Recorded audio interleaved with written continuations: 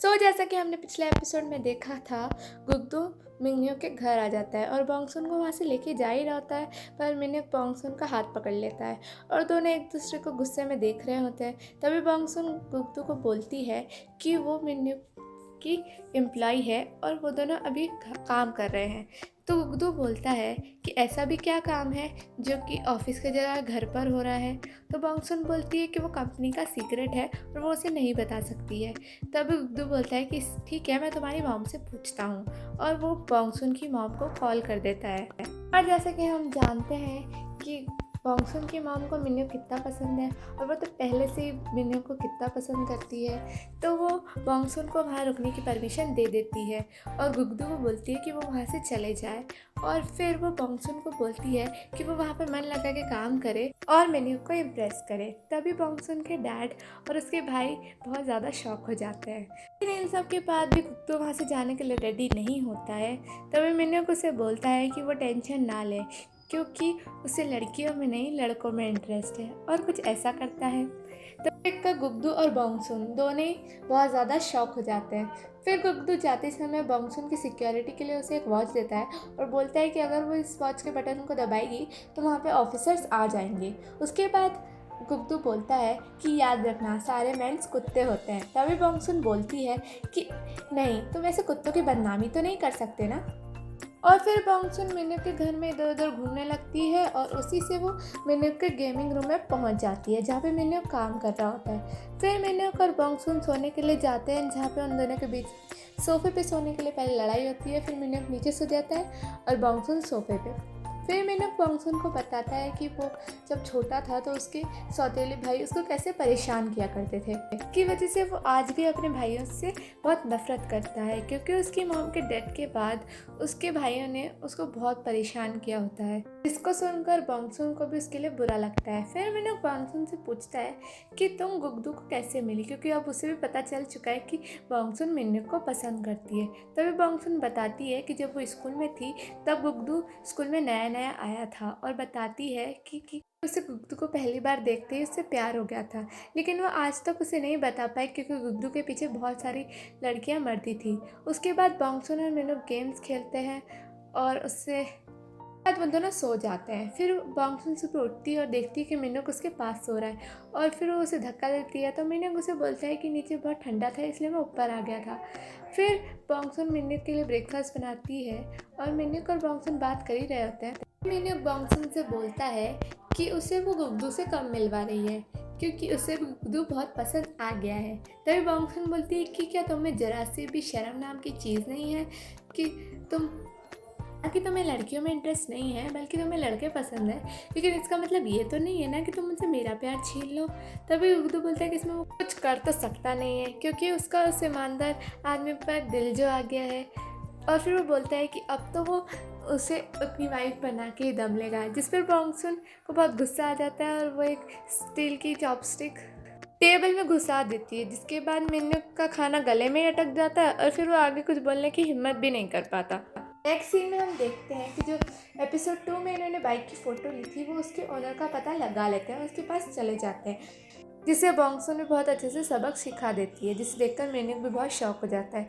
उसके बाद वो दोनों उस आदमी को रस्सी से बांध देते हैं और उससे पूछते हैं कि वो मिन्यो का पीछा क्यों कर रहा था, लेकिन वो आदमी बताता है कि उसकी बाइक बहुत पहले ही चोरी हो चुकी है। हाँ गाइस, अगर आपने इसके प्रीवियस एपिसोड नहीं देखे हैं तो अभी जाके देखिए, लिंक इन द डिस्क्रिप्शन। ये बोंगसुन और मिन्यो को पता चल जाता है कि मिन्यो के ऊपर हमला करने पर इस आदमी का कोई हक नहीं था। फिर नेक्स्ट सीन में मिन्यो और बोंगसुन को उस बॉडीगार्ड के ऊपर हुए हमले के ऊपर स्टेटमेंट देने के लिए बुलाया जाता है, जहाँ पर वो दोनों बताते हैं कि डोबोंगडोंग वाला केस और बॉडीगार्ड वाला केस बहुत अलग है, क्योंकि जो अटैकर था वो मिन्यो के ऊपर अटैक करने आया था, पर वो बोंगसुन के बॉडीगार्ड को मिन्यो का बॉडीगार्ड समझ के अटैक करके चला गया। इसे सुनकर गुग्दू मिनुक से बोलता है कि तुम अपनी सेफ्टी के लिए एक असली बॉडीगार्ड क्यों नहीं रख लेते हो। तभी मिनुक उसे बता ही रहा होता है कि बॉन्गसुन उसकी बॉडीगार्ड है, पर बॉन्गसुन उसके पैर के ऊपर पैर रख के उसे रोक लेती है, जिससे मिनुक का बहुत बुरा हाल हो जाता है। और गुग्दू को बॉन्गसुन की पावर्स के बारे में कुछ नहीं पता होता और ना ही बॉन्गसुन उसे कुछ बताना चाहती है, इसीलिए वो मिनुक को रोक देती है। आगे वो दोनों हॉस्पिटल जाते हैं, जहाँ पे पता चलता है कि मिनुक के पैर में फ्रैक्चर हो गया है, जिससे देखकर मिनुक बॉन्गसुन को गुस्से से घूरने लग जाता है। आगे वहाँ पे बॉन्गसुन का भाई भी रहता है, तो वो बॉन्गसुन से बोलता है कि आज उसने उसके बॉस का पैर तोड़ दिया। उसके बाद ये दोनों हॉस्पिटल में ही होते हैं, तो मिनुक अपने सेक्रेटरी से मिलने जाता है, जो कि उसे बताता है कि बॉन्गसुन का भाई यहाँ पे डॉक्टर है, जो कि इसी हॉस्पिटल में काम करता है। तो मिनुक बोलता है सही है, बहन तोड़ती है और भाई जोड़ता है, और सेक्रेटरी भी हाँ बोलता है। आगे वो गैंगस्टर भी बॉन्गसुन को हॉस्पिटल में देख ही लेते हैं और फिर वो अपने बॉस को बताते हैं, जिसे सुनकर उनका बॉस बेहोश ही हो जाता है। इधर बॉन्गसुन का भाई बॉन्गी बॉन्गसुन को चिल्ला रहा होता है कि पहले उसने उन गैंगस्टर, उसके बाद अपने बॉस की सेक्रेटरी और अपने बॉस को यहाँ पे एडमिट करवा दिया है। उस पर बॉन्गसुन बोलती है कि वो उसने ये सब जानबूझ के नहीं किया है, अपनी पावर्स को कंट्रोल नहीं कर पा रही है। उसके बाद गुग्दू भी अपनी गर्लफ्रेंड हिजी को लेकर हॉस्पिटल में आ जाता है, जहाँ पे वो उसे बॉन्गी और बॉन्गसुन से इंट्रोड्यूस करवाता है। जहाँ जब बॉन्गसुन गुग्दू को हिजी के साथ देखती है तो उसका दिल टूट जाता है और वो बहुत सैड हो जाती है। तभी गुग्दू बॉन्गसुन से पूछता है कि वो हॉस्पिटल में क्या कर रही है, तो बॉन्गसुन बताती है कि वो यहाँ अपने बॉस के साथ आई है।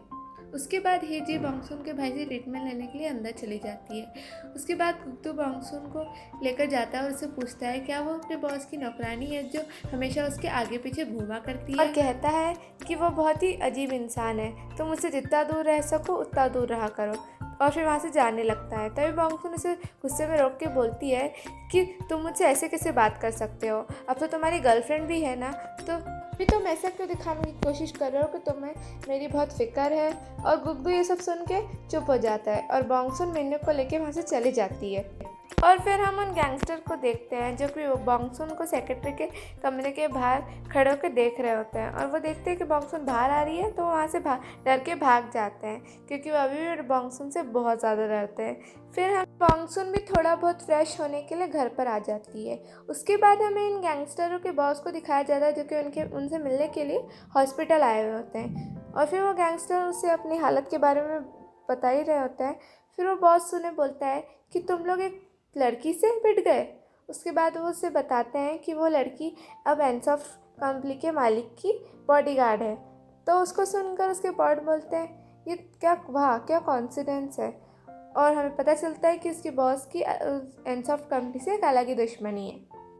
फिर बॉन्गसुन फ्रेश होकर के हॉस्पिटल में वापस जा ही रही होती है कि रास्ते में उसे वही स्कूल के लड़के मिलते हैं, जो कि उसे डरते डरते प्लेग्राउंड में आने के लिए बोलते हैं, जहाँ पे उन सब के लीडर से मिलती है, जो कि बॉन्गसुन से भी ये विश्वास नहीं हो रहा होता है कि एक लड़की कैसे इतने सारे लड़कों को सबक सिखा सकती है, और फिर वो बॉन्गसुन का मजाक उड़ाने लग जाता है, जिसे सुनकर बॉन्गसुन को ऑब्वियसली गुस्सा आएगा, और फिर वो एक हाथ से उसको उठा लेती है और सभी बच्चों को डरा देती है। उसके बाद बॉन्गसुन उन सब लड़कों को एक झूले पर बैठने के लिए बोलती है और कहती है कि लाओ मैं तुम्हें हांगकांग घुमाऊँ, और उस झूले को इतनी ज़ोर से घुमाती है कि वो सारे लड़कों की सिट्टी पिट्टी गुल हो जाती है।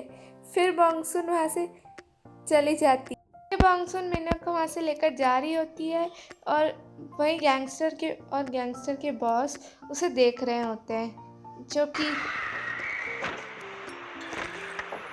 너 초과 근무 수당 체크 중이야. 그러니까 컴플레인 그만해. 아니 근데요, 제 에튜디트가 뭐가 문제라는 겁니까? 제가 이런 부당한 대우를 받으면서 그런 부당한 평가까지 당하는 건 제가 정말 참을 수가 없거든요. 그리고 에티튜드. 네? 따라해봐. 에티튜드. 싫습니다.